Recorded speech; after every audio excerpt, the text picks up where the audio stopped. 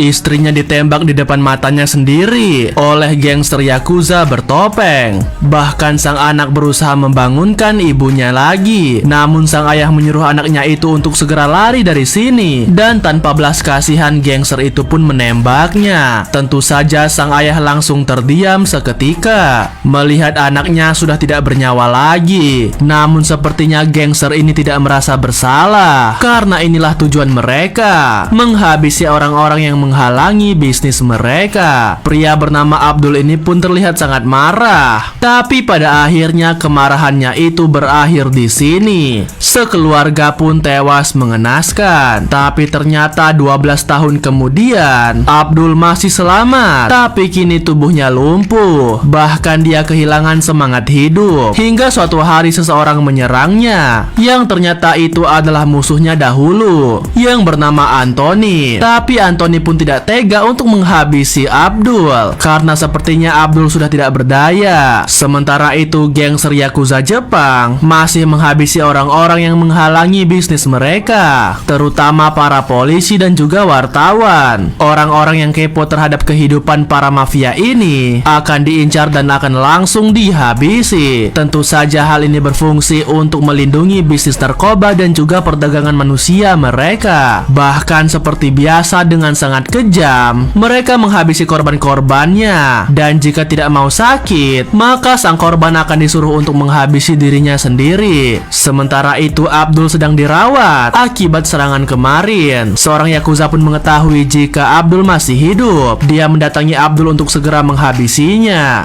Tapi tiba-tiba temannya Abdul datang. Yakuza ini mengatakan jika dia seorang pengunjung, dan saat lengah dia menghabisi temannya Abdul. Tapi perbuatan mereka dilihat oleh seorang dokter, dan lagi-lagi mereka pun langsung menghabisinya. Lanjut part berikutnya.